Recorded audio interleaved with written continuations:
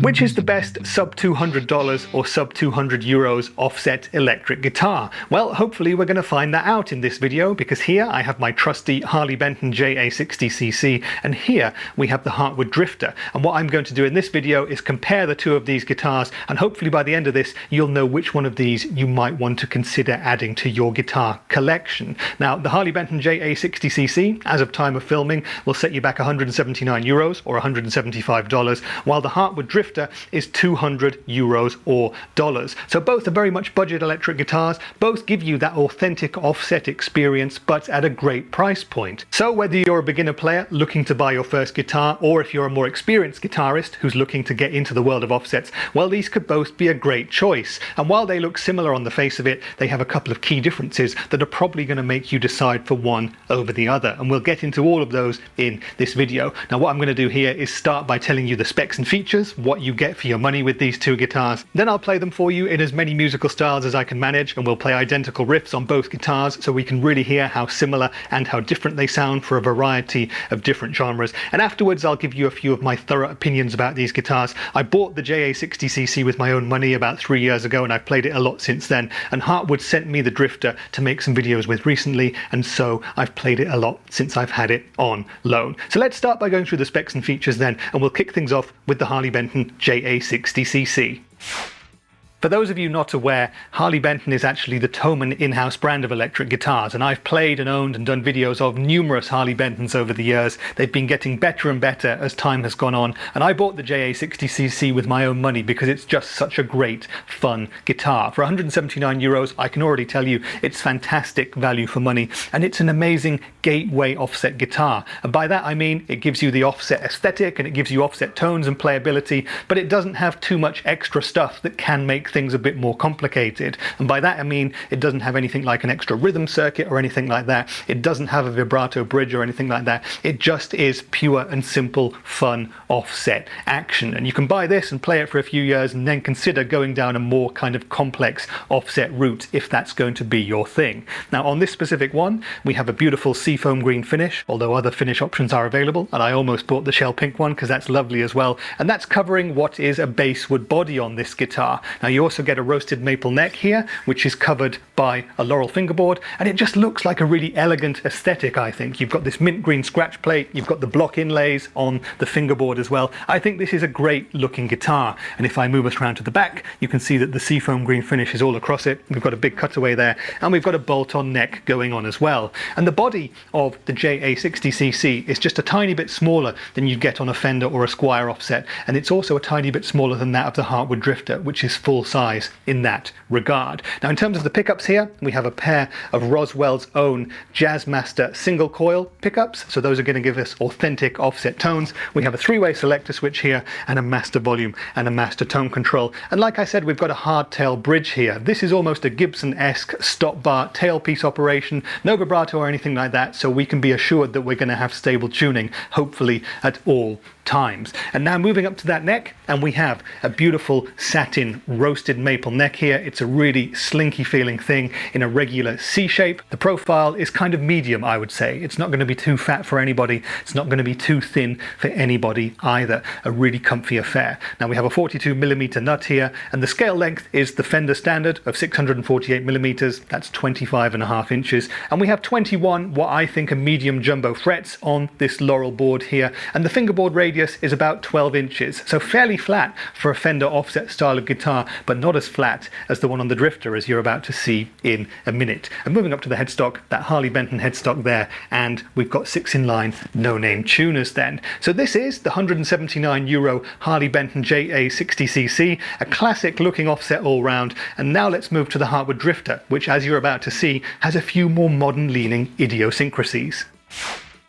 And this is the Hartwood Drifter, and for those of you not in the know, well, Hartwood is the Gear for Music house brand of electric guitars, or one of them anyway. So what we're doing here, as well as comparing two of the best affordable offsets, is actually comparing the offerings from two of Europe's biggest stores, Hartwood being Gear for Music and Harley Benton being Thomann. So what do you get with the Drifter then? Well, first off, it's €20 more expensive than the Harley Benton. This is currently €199 or $200, and you can see straight away that it has that full-size, slightly larger body body than the Harley Benton. This is going to be the same size as a Fender or a Squier. We also have a basswood body here, and in this case it's covered by a beautiful looking sunburst finish with this awesome black scratch plate. I think it's a really elegant aesthetic. It looks like a really classic guitar, but like I said, there's going to be a couple of modern tweaks coming as well. Looking at the back of the guitar there though, big tummy cut here, bolt-on neck operation, and that beautiful sunburst finish going on across the whole of the guitar as well. Now in the front of the body we have two of Hartwood's own P90 single coil pickups, a three-way selector switch, and a master volume and tone control, and these are pretty modern looking as well. They remind me very much of the ones that you'll see on a Yamaha Revstar guitar. And here, kind of the elephant in the room, we have a vintage style whammy vibrato system that's going to give you access to all of that wobbly offset goodness. This is, I would say, something that generally worries me with affordable guitars when they have vibrato systems, because generally the more you wobble them, the more they're going to put your guitar out of tune. However, I have recently done a full and dedicated video on this guitar, and well, this one stays in tune very well indeed, so no problems there whatsoever. Now moving up to the neck of the Drifter, we have another satin roasted maple affair going on here, very sleek and slinky, just like the Harley Benton, but the Drifter's neck to me feels both thinner and flatter than the Harley Benton. It's a more modern feeling neck all round. To me it feels more like a D shape than the C that's written on the Hartwood website, and you've got a really flat 16-inch radius fingerboard. That's like something you'd find on an Ibanez shred machine. The Harley Benton is 12 inches, which is kind of modern feeling in itself, and this, the Drifter, is 16, so very, very flat indeed. And you've got 22 medium frets, so despite it being very flat and modern feeling in that sense, the medium frets are going to be quite small. Otherwise, we share a few specs with the Harley Benton, a 42mm nut and a 25.5-inch or 648mm fingerboard radius. And another cool modern touch on the Drifter's neck is that we've got these nice rounded inlays there by the fat E string. A pretty cool looking thing. Again, reminds me a bit of something like a Yamaha Revstar, but it's a cool touch that makes the Drifter a pretty unique guitar in this category. And most of the Hartwood guitars have their own thing going on aesthetically. I really like that they've made their designs just a little bit different. That continues up at the headstock, roasted maple going on there, and we've got these vintage tuners going on here as well. So this is the Hartwood Drifter then. This one will set you back €199, and this is the Harley Benton JA-60CC at €179.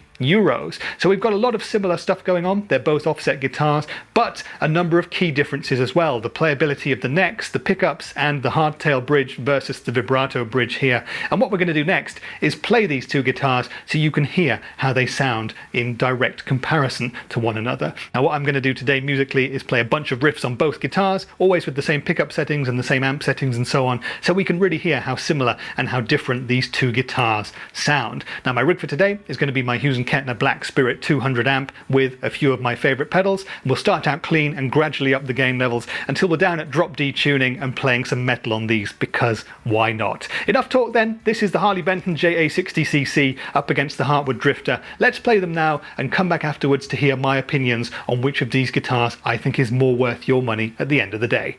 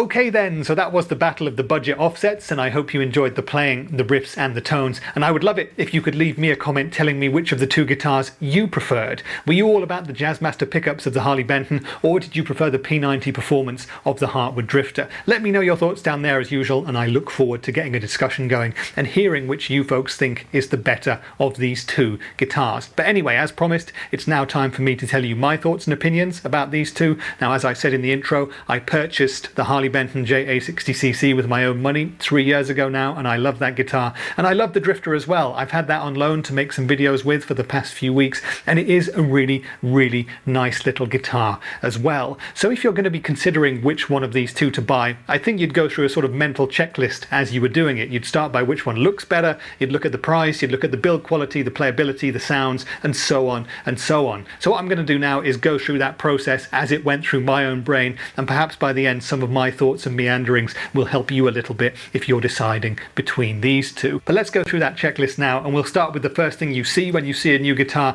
and that's going to be the looks. Now, I purchased the Harley Benton JA-60CC 3 years ago because I thought it looked so good and I just had to have one. I ended up going for Seafoam Green, although I could have quite as easily gone for the shell pink one as well, and I'm really happy I did. It's a great looking guitar. Love the colour of the guitar itself, love the block inlays and the roasted maple neck. It's a great looking thing, and I love the slightly sleeker look of the smaller body too. However, when the Drifter came out, I have to say I think that one might just snatch it in the looks department. It's a great looking guitar, and it has this classy sort of vintage offset aesthetic, but it has its own modern tweaks and twists going on that make it its own thing. And so in that regard, the Drifter slightly wins it in the aesthetics for me, and that's helped by the fact that this sunburst guitar and that black scratch plate look so good as well. You've got the cool things like the knobs and the inlays, and the roasted maple neck looks great as well. So in this case, round one looks goes to the Hartwood Drifter. Now, the next thing I think you'd look at would be the price of the guitar. That's super important as well, and in this regard we can say that the Harley Benton just wins it, although at sub $200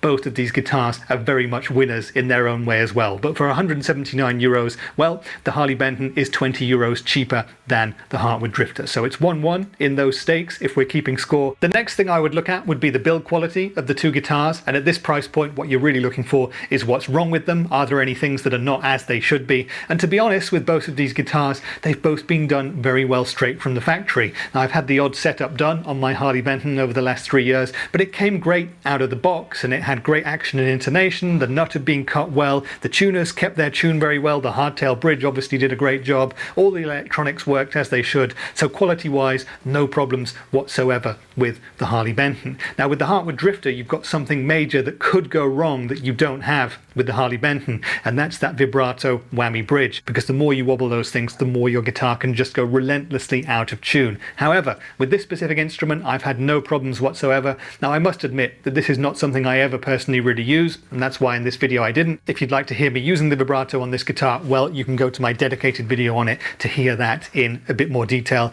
And it's very stiff, but it did the job in terms of tuning, no problems whatsoever. In terms of the action and the intonation and the setup on the Drifter, straight out of the box, it was all very decent. Nice, low action, guitar stayed in tune very well, as we've already heard, and everything works as it should. The one issue in terms of the build quality with the Drifter is that as you up the levels of gain, you can hear that something is rattling around. That is some piece of hardware somewhere, quite possibly that vibrato bridge, and that's something you'd take to a tech to get that seen to very quickly and easily, to rid the guitar of that kind of high-pitched ringing noise. Doesn't really bother me, but it's probably something you heard as we upped the gain levels. So we're kind of neck and neck in terms of build quality, but the last thing that I would personally look at here would be the weight of these two guitars. Now, weight of guitars is always something important for me. I like a light guitar if I can get one, and the Harley Benton here weighs 3.25 kilograms, which is 7 pounds too, whereas the Drifter is slightly heavier at 3.68 kilograms. That's 8 pounds and a tiny little bit. Anything under 8 pounds is a win for me, and I don't think that the Drifter's too heavy. It is a larger guitar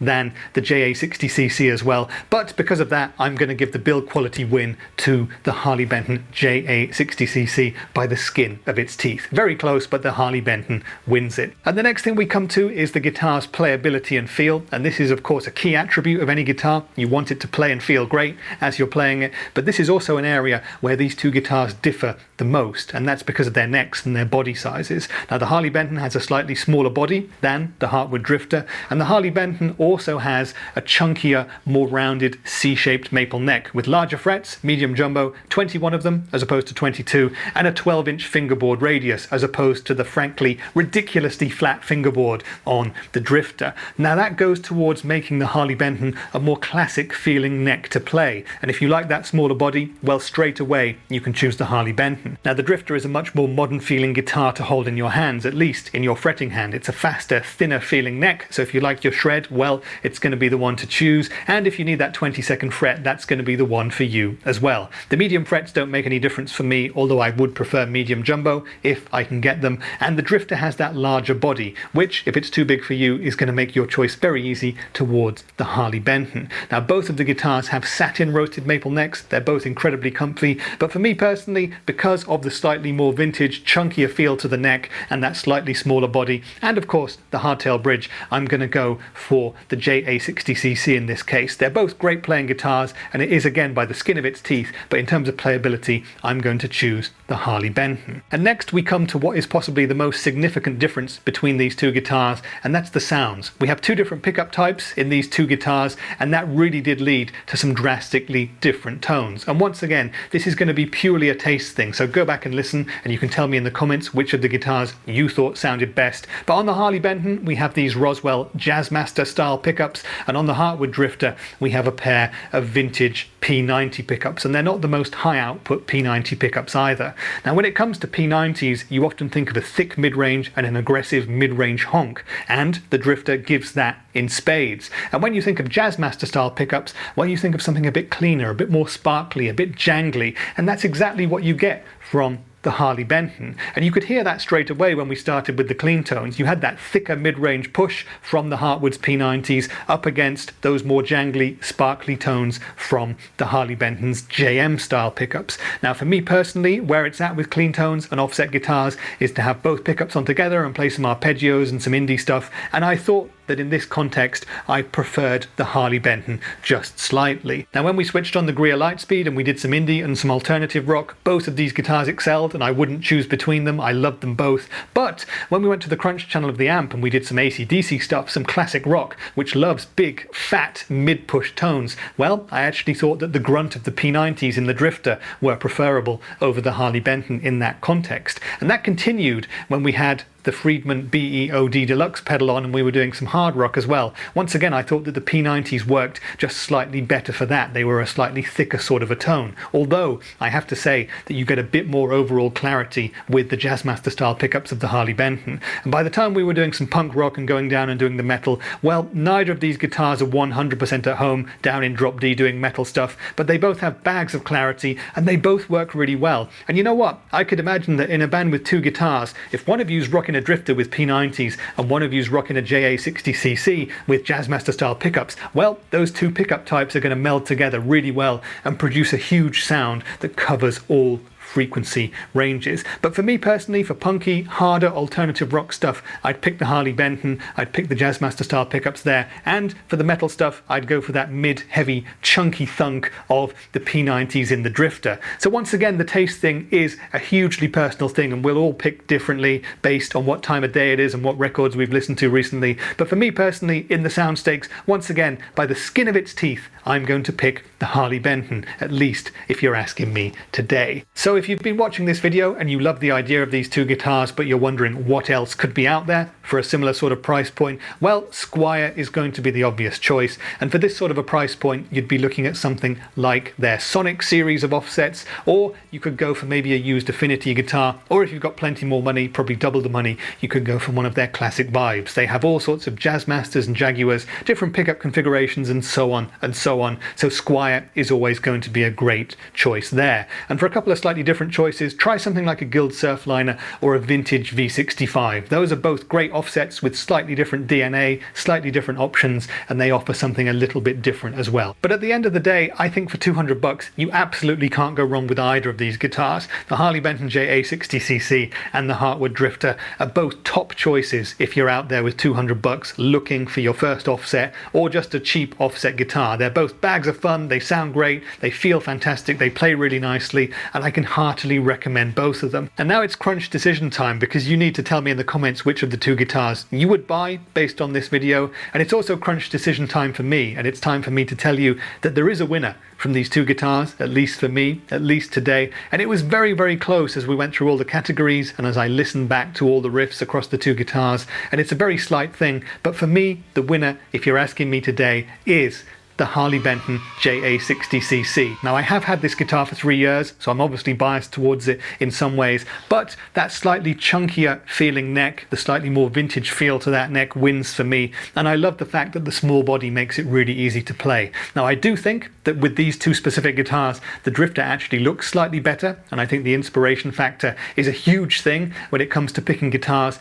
but in terms of tones as well, overall, I would gravitate slightly towards the Jazzmaster style pickups in the Harley Benton over the P90s in the Drifter. And I love P90s, and I own many other guitars with P90s, and they're probably my favorite pickup, but I'm choosing the Harley Benton in today's comparison. I hope you agree with me, but let me know if you think I'm wrong down there. Love to argue with you if you'd like to do that. Anyway, I hope I've answered all of the questions you might have had about both of these guitars, but if there's anything else you'd like to know, drop me a line down there in the comments and I shall do my best to answer you. And if you're still around, would really make my day if you wanted to give the video a like, or maybe even sub to my channel, because that really does help. But that's been it for today's video. I've been Rich, and I'll see you in the next one. Bye for now.